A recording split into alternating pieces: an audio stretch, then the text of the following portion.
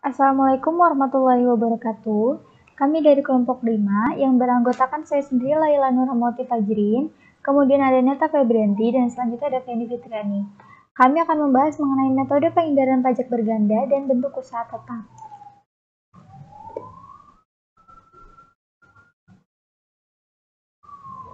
Metode penghindaran pajak berganda, di sini kami akan membahas 6 poin, yaitu pertama, penghindaran pajak berganda yuridis dan ekonomis, kedua, ada tujuan P3B dan penyebab terjadinya pajak berganda, ketiga, ada prinsip yang harus dipahami dalam perpajakan internasional, keempat, ada terjadinya perpajakan berganda internasional, yang kelima, ada upaya dan cara untuk menghindari pajak berganda internasional, dan yang terakhir yaitu metode penghindaran pajak berganda internasional. Selanjutnya, dalam bentuk usaha tetap, di sini kami akan membahas 4 poin, yaitu pengertian bentuk usaha tetap, macam-macam bentuk usaha tetap, ketentuan atribusi laba usaha pada BUT, dan time test bentuk usaha tetap. Kemudian dalam penghindaran pajak berganda, menurut Arnold Agnes dalam bukunya Basic Problems in International Fiscal Law, membedakan pengertian pajak berganda menjadi dua, yaitu pajak ganda dalam arti luas dan pajak ganda dalam arti sempit. Pajak ganda dalam arti sempit yaitu pajak berganda yang dianggap dapat terjadi pada semua kasus pemajakan beberapa kali terhadap suatu subjek dan atau objek pajak dalam satu administrasi pajak yang sama. Pajak berganda tersebut dapat disebabkan oleh pemajakan penguasa tunggal atau oleh berbagai lapisan administrasi. Kemudian pajak berganda dalam arti luas yaitu pajak berganda yang meliputi setiap bentuk pembebanan pajak dan pungutan lainnya lebih dari satu kali yang dapat berganda atau lebih atas suatu fakta fiskal. Pemungutan pajaknya dapat dikelompokkan menjadi pajak berganda internal domestik dan internasional. Kemudian dalam Commentary on Articles 23A and 23B concerning the methods for elimination of double taxation, model P3B OECD membedakan antara pajak berganda yuridis dan pajak berganda ekonomis. Pajak berganda yuridis yaitu terjadi apabila orang yang sama dikenakan pajak oleh lebih dari satu negara atas penghasilan yang sama. Contohnya seperti ini. Misal subjek pajak tersebut memiliki suatu penghasilan. Nah, di sini dia akan dikenakan pajak dua negara, yaitu pajak dari negara domisili dan kemudian ada pajak dari negara sumber. Seperti itu. Kemudian, pajak berganda ekonomis yaitu terjadi apabila dua orang yang berbeda secara hukum dikenakan pajak atas suatu penghasilan yang sama. Di sini contohnya seperti dividen. Ketika ada karyawan atau investor yang memiliki invest dalam suatu perusahaan, dividen tersebut pemerintah akan melakukan pajak dua kali, yaitu pajak dividen kepada badan dan kemudian ada pajak dividen untuk orang pribadi itu sendiri. Kemudian, tujuan penghindaran pajak berganda. Menurut Profesor Mansuri, ada dua tujuan pokok dari persetujuan penghindaran pajak berganda, yaitu pertama, mencegah terjadinya pajak berganda atas subjek pajak dalam negeri dari salah satu dari dua negara yang mengadakan tax treaty yang bersangkutan. Kedua, mencegah terjadinya penyelundupan pajak atau fiscal evasion. Kemudian, menurut Gunadi, ketentuan pajak internasional suatu negara pada umumnya disusun untuk mencapai sekurang-kurangnya 4 tujuan, yaitu pertama, memperoleh bagian penerimaan dari transaksi lintas batas perbatasan secara adil, kedua, yaitu meningkatkan keadilan dalam perpajakan, ketiga, memperkuat daya saing ekonomi domestik, dan yang terakhir yaitu netralitas ekspor modal dan impor modal. Kemudian, pajak berganda itu kenapa bisa terjadi sih? Jadi pajak berganda internasional umumnya terjadi karena pada dasarnya tidak ada hukum internasional yang mengatur hal tersebut, sehingga terjadi bentrokan hukum antara dua negara atau lebih. Menurut Profesor Rohmat Sumiro, menjelaskan bahwa ada beberapa penyebab terjadinya pajak berganda internasional, yaitu pertama, subjek pajak yang sama dikenakan pajak yang sama di beberapa negara yang dapat terjadi karena domisili rangkap, kewarganegaraan rangkap, dan bentrokan atas asas domisili dan asas kewarganegaraan. Kedua, objek pajak yang sama dikenakan pajak yang sama di beberapa negara. Ketiga, subjek pajak yang sama dikenakan pajak di negara tempat tinggal berdasarkan asas worldwide income, sedangkan di negara domisili dikenakan pajak berdasarkan asas sumber. Kemudian, Ada nih prinsip yang harus dipahami dalam perpajakan internasional. Menurut Domberg, menyebut 3 unsur netralitas yang harus dipenuhi dalam kebijakan perpajakan internasional. Yaitu pertama ada capital export neutrality, yaitu jadi kemanapun kita akan berinvestasi, beban pajak yang harus kita bayar itu harus sama. Jadi baik kita mau investasi di luar atau di dalam negeri, itu besarnya pajak yang kita bayar itu harus sama.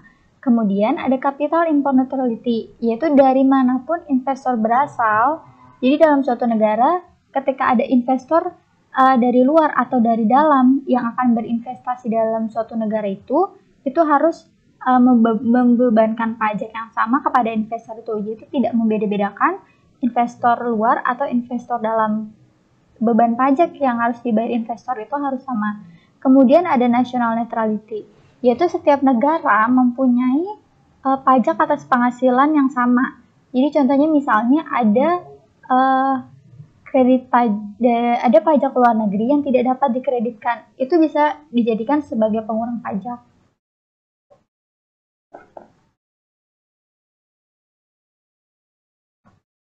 Kemudian, mengapa terjadi perpajakan internasional? Jadi perpajakan berganda terjadi karena benturan antara klaim perpajakan oleh negara yang bersangkutan.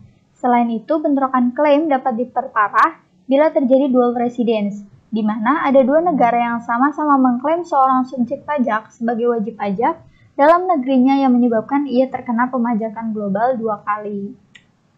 Kemudian, kita akan membahas mengenai upaya dan cara untuk menghindari pajak berganda internasional. Upayanya sendiri untuk menghindari pajak berganda internasional itu ada tax treaty atau P3B, yaitu perjanjian antara dua negara untuk menghindari pajak berganda untuk memajukan investasi antara dua negara tersebut. Kemudian yang kedua ada kredit pajak luar negeri, yaitu jumlah pajak yang dibayarkan di luar negeri dapat dijadikan pengurang pajak penghasilan secara keseluruhan. Kemudian untuk cara menghindari pajak berganda internasional itu, dalam perpajakan internasional terdapat beberapa pendekatan untuk memperingan atau mengeliminasi P3B, yaitu pertama, ada unilateral atau sepihak, jadi di mana masing-masing negara berkewajiban mengatur sendiri masalah pemungutan pajak dalam suatu undang-undang. Kedua, ada bilateral, yaitu antara dua negara. Dalam bilateral ini terjadi perundingan dua negara, yaitu yang menghasilkan P3B atau tax treaty. Kemudian ada multilateral, beberapa negara yang serempak. Jadi ini dari banyak beberapa negara, mereka menghasilkan satu aturan yang harus ditaati dalam pajak berganda internasional. Kemudian, metode penghindaran pajak berganda internasional, yaitu ada beberapa metode penghindaran pajak berganda internasional menurut Zakaria. Pertama, ada metode pembebasan pajak atau tax exemption method. Yang kedua ada metode pengurangan pajak atau tax credit method, dan yang ketiga ada metode lainnya. Selanjutnya mengenai bentuk usaha tetap akan dilanjutkan oleh Saudari Neta Febrianti. Kepadanya dipersilakan. Bentuk usaha tetap. Bentuk usaha tetap adalah bentuk usaha yang dipergunakan oleh SPLN, yaitu orang pribadi atau badan, untuk menjalankan usaha atau melakukan kegiatan di Indonesia. Pengertian lainnya, BUT merupakan tempat usaha atau place of business, yaitu fasilitas berupa tanah dan gedung, termasuk mesin-mesin, peralatan, gudang, dan komputer yang dimiliki, disewa, atau digunakan oleh penyelenggara transaksi elektronik untuk menjalankan aktivitas usaha melalui internet. Tempat tersebut bersifat permanen dari orang atau badan yang berkedudukan atau tidak berkedudukan di Indonesia. Perwujudan BUT dapat berupa tempat kedudukan, manajemen, cabang, kantor perwakilan, pabrik, bengkel, pertambangan, dan lain-lain. Orang pribadi atau badan selaku agen yang kedudukannya tidak bebas bertindak untuk dan atas nama orang pribadi atau badan yang tidak bertempat tinggal atau berkedudukan di Indonesia, yaitu tidak dapat dianggap mempunyai BUT di Indonesia apabila dalam menjalankan usaha atau melakukan kegiatannya menggunakan agen, broker, atau perantara yang kedudukannya bebas bertindak sepenuhnya dalam rangka menjalankan perusahaannya sendiri. Macam-macam bentuk usaha tetap. Ya, di sini ada 4 macam, yaitu ada fasilitas fisik, aktivitas, keagenan, dan asuransi. Fasilitas fisik, properti sendiri disewa dari pihak ketiga atau cara lain yang memungkinkan pemanfaatan tempat usaha. Tempat usaha tersebut harus mempunyai derajat permanen secara ruang dan waktu untuk memenuhi kualifikasi BUT. Aktivitas, proyek konstruksi instalasi atau proyek perakitan. Pemberian jasa dalam bentuk apapun oleh pegawai atau orang lain sepanjang dilakukan lebih dari 60 hari dalam jangka waktu 12 bulan. Keagenan, orang atau badan yang bertindak selaku agen yang kedudukannya tidak bebas atau dependent agent. Asuransi, agen atau pegawai dari perusahaan asuransi yang tidak didirikan dan tidak berkedudukan di Indonesia yang menerima premi asuransi dan menanggung resiko di Indonesia. Dapat juga termasuk premi reasuransi. Ya, materi selanjutnya akan dibacakan oleh Saudari Feni. Dipersilahkan.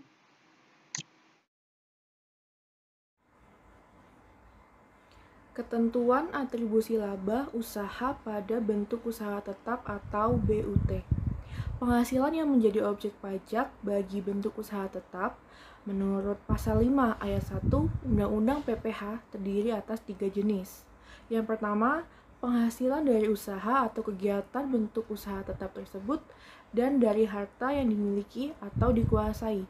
Yang kedua, penghasilan kantor pusat dari usaha atau kegiatan penjualan barang atau pemberian jasa di Indonesia yang sejenis dengan yang dijalankan atau yang dilakukan oleh bentuk usaha tetap di Indonesia.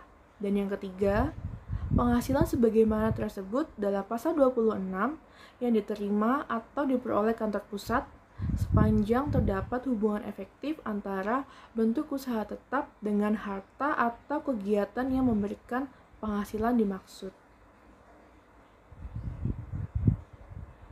Time test bentuk usaha tetap. Pada umumnya, di sebagian besar P3B Indonesia, klausul uji waktu atau time test untuk pekerjaan jasa konstruksi, instalasi, perakitan kegiatan pengawasan, dan jasa lainnya diatur dalam pasal 5 Tax Treaty Indonesia dengan negara mitra lainnya.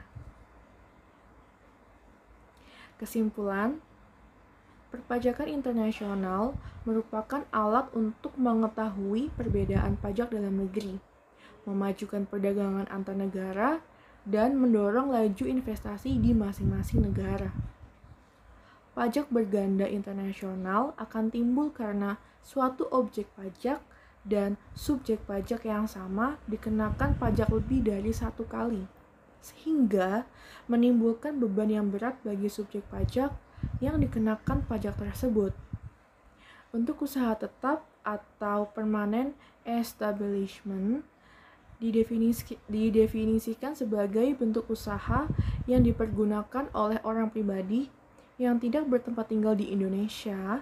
Orang pribadi yang berada di Indonesia tidak lebih dari 183 hari dalam jangka waktu 12 bulan, dan badan yang tidak didirikan dan tidak bertempat kedudukan di Indonesia untuk menjalankan usaha atau melakukan kegiatan di Indonesia. Semoga bermanfaat ya teman-teman. Terima kasih. Assalamualaikum warahmatullahi wabarakatuh.